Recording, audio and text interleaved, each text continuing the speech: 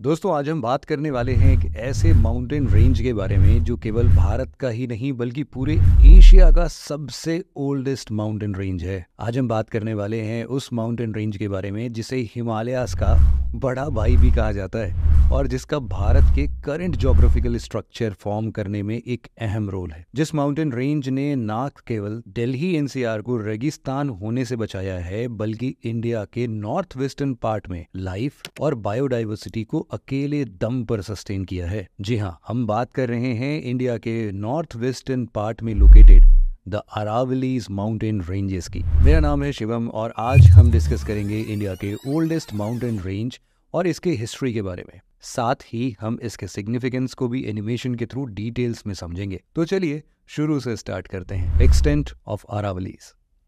Aravalli mountain ranges India के north western part में located है और इसका लिटरल मीनिंग है लाइन ऑफ पीक्स। ये माउंटेन रेंज दिल्ली से लेकर हरियाणा, राजस्थान होते हुए गुजरात तक फैला हुआ है।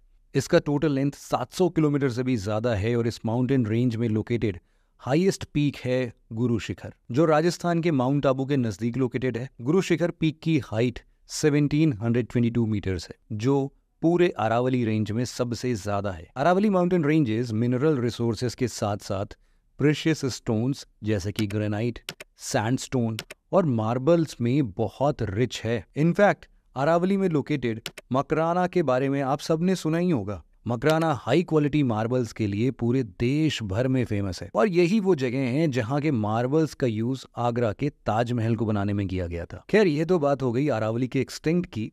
आइए अब देखते हैं कि आखिर इस डाइंग माउंटेन रेंज का फॉर्मेशन कैसे हुआ था। Origin of Aravallis.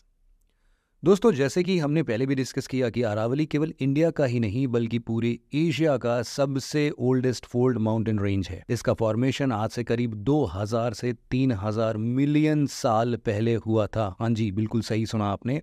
और उस समय इसका हाइट आज के हिमालयास के हाइट से भी काफी ज्यादा था। हिमालयास की तरह ही अरावलीज का भी फॉर्मेशन दो कॉन्टिनेंट प्लेट्स के आपस में कन्वर्जेंस से हुआ था और इस वजह से ही इसे एक फोल्ड माउंटेन कहा जाता है। अरावलीज का फॉर्मेशन प्री कैम्ब्रियन एरा में मारवाड़ क्रेटॉन और बुंदेलखंड क्रेटॉन के आपस में कन्वर्जेंस से हुआ था और इसी वजह से आप देखेंगे कि अरावली का अलाइनमेंट नॉर्थ ईस्ट से साउथ वेस्ट के डायरेक्शन में है। जैसे कि आप सबको पता है कि माउंटेन फॉर्मेशन इवेंट को हम ज्योग्राफी की भाषा में ओरोजिनी कहते हैं।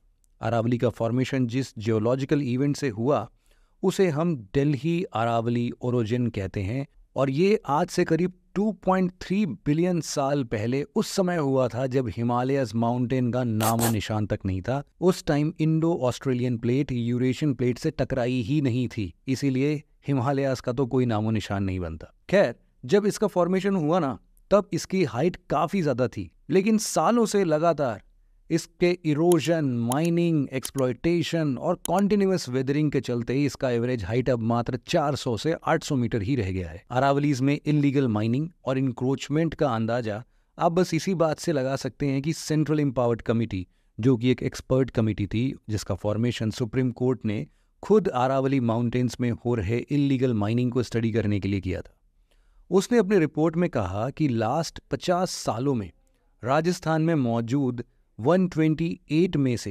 31 अरावली माउंटेन्स इलीगल माइनिंग की वजह से कंप्लीटली डिसअपीयर्ड हो चुके हैं। जी हाँ, गायब हो गए हैं, दिख ही नहीं रहे अब। ओरिजिन के बाद आइए अब हम बात करते हैं अरावली के फिजियोग्राफिक फीचर्स के बारे में। Physiography of Aravallis. Aravalli mountains के डिवीजन की बात की जाए तो इसे हम दो ब्रांचेस में क्लासिफाई कर सकते हैं। पहला है नदन ब्रांच, जो अजमेर से लेकर दिल्ली तक फैला हुआ है, और दूसरा है सदर्न ब्रांच, जो कि अजमेर से अहमदाबाद तक एक्सटेंडेड है।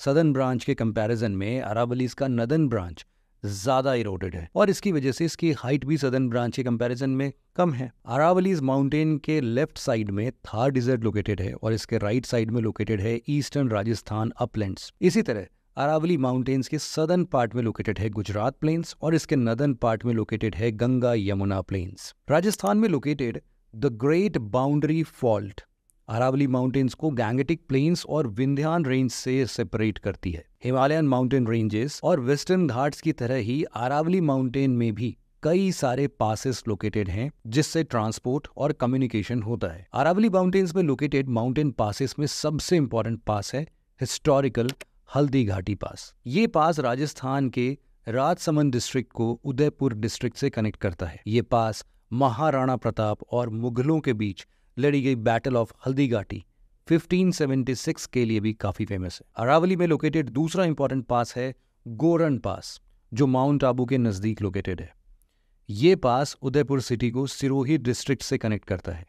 इसके बाद यहाँ लोकेटेड तीसरा इंपॉर्टेंट पास है गोरम घाट पास, जो राजस्थान के मेवाड़ और मारवाड़ रीजन को कनेक्ट करता है। एक्सटेंट, ओरिजिन और फिलॉसफी के बाद अब हम बात करते हैं अरावली के इंपॉर्टेंस के बारे में, सिग्निफिकेंस ऑफ अरावलीज। दोस्तों, ये काफी अनफॉर्चुनेट है कि हिमालयाज के सिग्निफिकेंस के बारे में तो बहुत कुछ लिखा पढ़ा और डिस्कस किया गया है, लेकिन इंडिया के नॉर्थ वेस्टर्न पार्ट में लोकेटेड इस डाइंग माउंटेन के सिग्निफिकेंस को हम अक्सर साइडलाइन कर देते हैं। अरावलीज का इंपॉर्टेंस किसी भी मायने से हिमालय से कम नहीं है, जिसे हम आगे देखेंगे और समझने की कोशिश करेंगे। अरावलीज का सबसे बड़ा सिग्निफिकेंस ये है कि ये इंडिया के नर्दर्न प्लेन्स में डिजर्ट के एक्सपेंशन होने को रोकता है। आज अगर अरावली ना होता तो शायद दिल्ली, ईस्टर्न राजस्थान और वेस्टर्न उत्तर प्रदेश इतने हरे भरे नहीं होते। ये अरावलीज ही है जो ना बल्कि थार डिजर्ट के ईस्टवर्ड एक्सपेंशन के लिए एक मेजर फिजिकल बैरियर की तरह काम करता है, बल्कि ये माउंटेन इंडियन ओशन से आ रही मॉनसून विंड्स को भी ईस्टवर्ड पुश करता है, जिससे कि वेस्टर्न उत्तर प्रदेश, ईस्टर्न राजस्थान, दिल्ली, हरियाणा के साथ साथ पंजाब में बारिश होती है। मॉनसून विंड्स के साथ साथ Aravallis mountain Indus river basin और गंगा रिवर बेसिन के लिए भी एक वाटरशेड की तरह काम करता है। तो आपने देखा कि आखिर कैसे ये अरावलीज न केवल इंडियन फिजियोग्राफी बल्कि यहाँ के क्लाइमेट, बायोडाइवर्सिटी और भी बहुत कुछ के लिए इंपॉर्टेंट है। आज के समय में जब इन माउंटेन्स का एक्सप्लॉयटेशन अपने चरम पर है, हमें इन्हें प्रिजर्व करने की जरूरत है, ताकि हमारे आने वाले जनरेशन को इस ग्रेट माउंटेन रेंज को हिस्ट्री बुक्स में पढ़ने की जरूरत ना पड़े। तो दोस्तों, आज के इस वीडियो में बस इतना ही था। मिलते हैं आपसे एक और ऐसे ही मजेदार एनिमेशन वीडियो के साथ। तब तक के लिए जय हिंद।